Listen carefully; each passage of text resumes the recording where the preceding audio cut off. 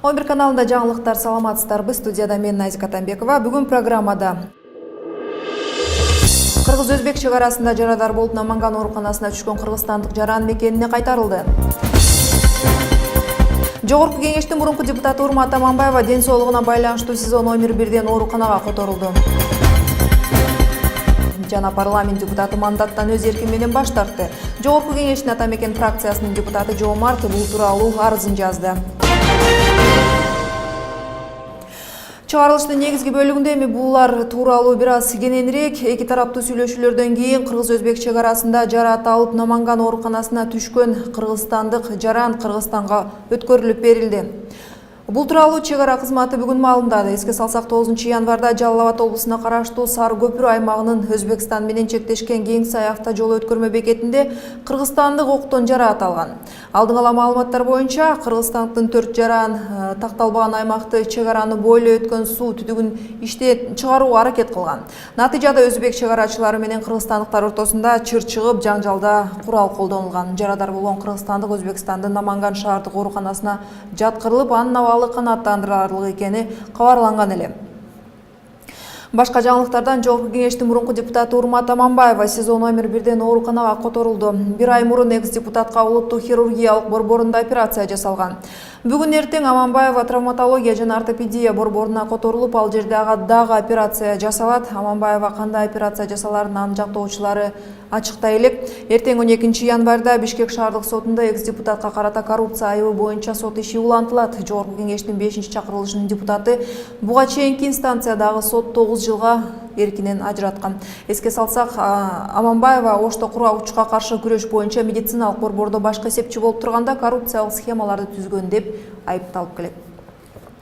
Жогорку кеңештин Ата Мекен фракциясынын депутаты Жоомарт Сапарбаев мөөнөтүнөн мурда мандатын тапшыруу үчүн арыз жазды. Бул тууралуу бүгүн депутат өзү жар салды. Айтымында ал мындан ары өзүнүн жеке иштери менен алек болорун жана анын кетишине эч кандай саясат жок экенин белгиледи. Ошондой эле Сапарбаев партиянын курамында кала берерин кошумчалады. Жогорку кеңешке анын ордуна мурдагы чакырылышта депутат болгон Ата Мекендин мүчөсү Абдимухтар Маматов келери белгилүү болду. Эске салсак, Сапарбаев 5-чакырылыштагы эң жаш депутат болгон. 11 каналында эми эл аралык темада Европа миграциялык кризис уланып, Франциянын Кале шаарында 1700 мигрант бүгүн түнү Евротоннелге жапырт кирүү аракетин кылды. Дүйшөмбүгө караган түнү мигранттар массалык түрдө оор жүк ташуучу унаалар менен Британияга өтүүгө аракеттеништи. Жергиликтүү полиция өткөн түнү Евротоннелде кирем деп кеминде 700 мигрант качкын кармалганын билдирди. Жай айларынан бери Британияга бул жол менен өтө качам деп 9 мигрант каза тапты. Ал арада Лондон полициясынын өкүлдөрү жана эксперттер Франциянын Кале шаарында качкындар лагеринде мигрант атын жамынып, жихадчылар бар болушу мүмкүндүгүн белгилешти. Кале шаарындагы мигранттардын шаарчасында миңдеген качкындар бар. Ал жерде негизинен жакынкы чыгыш жана Африкадан келген жарандар байырлашкан. Ал арада Украина орус газынан баш тартты. Өкмөт башчысы Арсений Яценюк Украина кымбат бааланган орус газынан баш тартарын билдирди. Яценюк евро биримдикке газга болгон баа Орусияга сунуштап жаткан баадан алда качан төмөн экендигин айтты. Ал Орусия Украинага газдын 1 кубуна $212 сураса, евро биримдикте ага болгон орточо баа $200 түзөт. Премьер-министр Яценюк билдиргендей, Украинанын газга болгон запасы учурда 13 миллиард кубту түзөт. Башка темалардан Туркия дүйнөнүн 89 анын ичинде КМШ өлкөлөрүнө карата визалык каттам эрежесин киргизиши мүмкүн. Визалык каттам тизмесине Азербайджан, Грузия, Иран, Казакстан, Кыргызстан, Түркмөнстан, Тажикстан, Өзбекстан, Орусия кирет делүүдө. Жаңы эрежелер 2016 жылдын июнь айынан тарта күчүнө кирип калышы мүмкүн. Күздөн тарта Туркия жарандары евро биримдик аймагына визасыз каттайт. Бул үчүн ал жогорудагыдай чараларга баруусу шарт. 11 каналында жаңылыктарды улантабыз. Берүүбүздүн кийинки бөлүгүндө Өзбекстанда диний негизде кудулоо күч болууда. Учурда өлкө абагында дээрлик 13 миңдей жаран диний негизде айыпталып камакта жатат. Тажикстанда социалдык түйүндөргө кезектеги бөгөт коюлду. Facebook, Одноклассники, ВКонтакте жана YouTube видео хостингине өлкөдө кайрадан чектөөлөр кирди. Кыргызстанда сасык тумоо күч алды. Былтыркы көрсөткүчкө салыштырмалуу быйыл сасык тумоого чалдыккандар 800 кишиге көптүк кылат. 11 каналында жаңылыктарды улантабыз. Эми кезек студиянын коногунда. Бүгүн бизде Мейманда эгемендик коомдук бирикмесинин мүчөсү Өгүлжүгит Исаков Саламатсызбы Гүлжигит.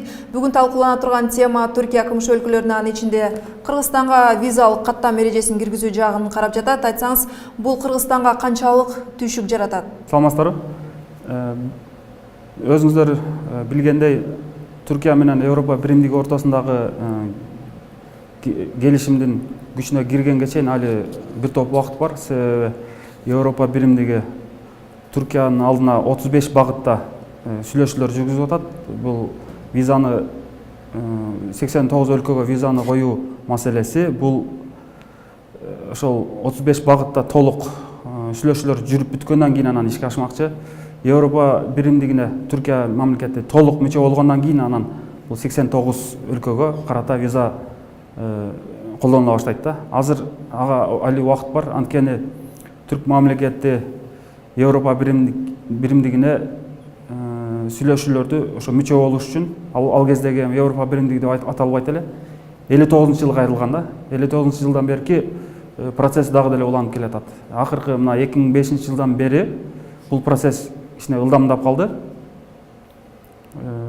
Түркиянын ошо 35 багыттын ичинен 15 багыт боюнча сүйлөшүүлөрдү жүргүзүп атат. Өзүнүн стандартын Европага шайкеш келтирүү багытында иштер жүрүп атат. 35 багыттын 14 багытында Кипрдин түштүк Кипрдин грек башкармалыгы алар Европа биримдигинин мүчөсү Түркиянын ошол 14 багытына бөгөт коюп койгон да, блок кылып койгон. Ошондуктан ал блокту качан алып коюшат, Түркия мамлекети Европа биримдигине качан толук мүчө болот деген суроо али көп убакыттын ичинде ишке ашат деп ойлойм. Гүлжигит, сиз мүчөлүктө турган эгемендик коомдук бирикмеси негизинен Түркияда билим алып, Кыргызстанга келип иш баштаган жаштар башынан турат. Эгер Түркия чындап жай айларынан тарта визасыз каттамын алып сала турган болсо, бул кыргыз жарандарына кандай тоскоолдуктарды жаратат? Айтып берсеңиз, мисалы бизнес, ишкерлик жагын алалы. Кесепети канчалык болот? Өзүңүздөр билгендей, эгемендик коомдук бирикмеси бул Түркияда билим алган Кыргызстан жарандарынан турган бир уюм. 6000ден ашык мүчөсү бар. 2016 жылдан тартып виза колдонулат деп кооптонбой эле койсок болот. Али жанада айтып кеткендей убакыт бар. Бирок эгер процесс аябай эле тездеп кетип виза колдонула баштаган турган болсо, анда албетте бизге кыйынчылыктар туудурат. Бирок али кооптонууга мындай негиз жок деп ойлойм. Соңку жылдарда Кыргызстан Түркия экономикалык катнашына асар эсеп сала кетесизби? Расмий Бишкек Анкара биздин стратегиялык өнөктөшүбүз экенин айтып келет. Эки өлкөнүн соода экономикалык катнашы кандай деңгээлде? Албетте Түркия мамлекети Кыргызстандын эгемендүүлүгүн алгачкы тааныган өлкөлөрдөн бирөө. Булардын ТИКА деген ошо түрк өкмөтүнүн алдындагы уюм ошо кызматташууну өркүндөтүп, өрчүтүп келатат. Бул жакшы жышан. Албетте биз каалаган деңгээлде эмес азырынча. Акыркы өзүңүздөр билгендей, Түркия менен Орусиянын ортосундагы Су-24 учагынын түшүрүлүшүнө байланыштуу кризиске кирди. Бирок бул жерден биз Кыргызстан өлкөсү катары эки жактын ортосунун мамилени түзөтүүгө жана ушул кырдаалда пайда болгон эки өлкөнүн ортосундагы кызматташтыкты өзүбүздүн пайдабызга буруп кетүүгө мүмкүнчүлүк туулуп атат. Жакында 21 январда кыргыз ишкерлерин түрк тарабы чакырып атат. Кантип Кыргызстандын бажы биримдигиндеги мүчөлүгүн биз туура пайдаланып кетсек болот деп ошондой багытта сүйлөшүүлөр болмокчу. Буюрса ошол Россиянын импортту токтотуп койгон жагын Кыргызстан аркылуу кандайдыр бир деңгээлде бир бөлүгүн, жарымын болобу же 1/10 бөлүгү болобу, ошол көйлөмдү биз Кыргызстан аркылуу жаңы бир багыт ачып алсак болсо керек деген ишеничтер бар. Биздин студиябызга келип бергениңиз үчүн рахмат. 11-де жаңылыктарды улантабыз. Эми коңшулар турмушунан Өзбекстанда 12.800 жаран бар диний негизинде абакка камалганы белгилүү болду. Кече жакында жергиликтүү укук коргоочулар адам укуктары боюнча 2015 жылга карата отчетун жарыялашты. Отчетто айтылгандай, диний негизде кармалгандарга карата жыл сайын баш мыйзам күнүнө карата берилчү мунапыстар каралбай келет. Абактарда кыйноолорго кабылган бул категориядагы жарандардын жаза өтөө мөөнөтү бүтсө да болбогон шылтоолор менен абакта отуруу мөөнөтү жасалмай узартылат дешет укук коргоочулар. Түркмөнстан жаңылыктары президент Бердимухамедов өткөн аптада Түркмен улуттук мунай газ компаниясын түптөө тууралуу токтомго кол койду. Компания курамында Түркмен газ, Түркмен бит, Түркмен геология жана башка бир катар мамлекеттик жана эл аралык ишканалар кирди. Эми НАПЭК отун энергетика иштерин жөнгө салган өлкөдөгү бирден бир ишкана болот деп күтүлүүдө. Ошондой эле Түркмөнстанда мунай өндүрүшү жана минералдык ресурстар министрлиги аталышы да өзгөрүп, мунай жана газ министрлиги болуп калды. Ал арада Тажикстанда кайрадан Facebook, Одноклассники, ВКонтакте жана YouTube видео хостингине чектөөлөр киргизилди. Жергиликтүү бийлик бул чектөөлөргө анын катышы жок экендигин билдирүүдө. Өткөн аптада Тажикстан президент Рахмондун Каабага барганы тууралуу сүрөттөр интернетке жүктөлгөн.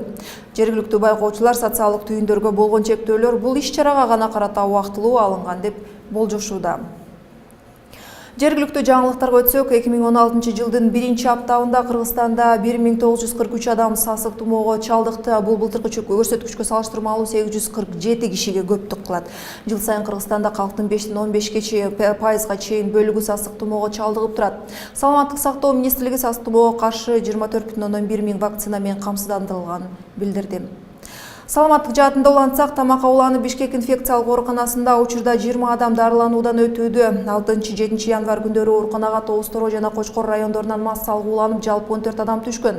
Учурда бул адамдар эмне себептен улангандыгы текшерилүүдө. Адистер адатта кышкысын жана жайдын аптабында улангандар көп болорун айтышат. Кышында адамдар консервациядан, ал эми жайкысын ачкан тамактан 2015 жылы Кыргызстанда ботулизм менен 144 адам дарыланган, бирок 6 адам кайтыш болгон. Быйыл тамакка уланып 2 адам каза тапты. Ботулизм — это очень коварное заболевание. Ботулизм дарты албетте коркунучтуу оору. Эң негизгиси анын алдын алуу зарыл. Биздин кеңешибиз биринчиден күзүндө бадыраң, козу карын жана башка азыктарын азыраак консервациялоо керек. Экинчиден консервация кылуудан мурда ошол азык-түлүктөрдү туура тандап, ачып калган мөмө жемиштерден сактанышы зарыл. Андан кийин колду самын менен жууп, банкаларды да самын менен жууп, аларды кайра эле кайнатуу керек. Бир жолу колдонулуучу колкаптарды колдонуп, керектүү температураны сактоо зарыл. Тактап айтканда, суук температурада сакталган. Желательно, конечно, соблюдать эти правила. Индиан эпосы Махабхарат Кыргыз улуттук драма театрында февралдан тарта коюла баштайт. Аталган театрдан билдиришкендей, Махабхарат драмасын акын драматург Алтынай Темирова жазды. Драмада чыгарманын өзөгүндөгү негизги окуялар чагылдырылат. Маалымат катары белгилеп кетели, Махабхараттын көлөмү 70 миңден ашык 2 сап ырдан куралган. Жаңырган жаңы аптанын жаңылыктары мына ушундай болду. Ушуну менен 11 каналында жаңылыктар жыйынтыкталат. Саламатта калыңыздар.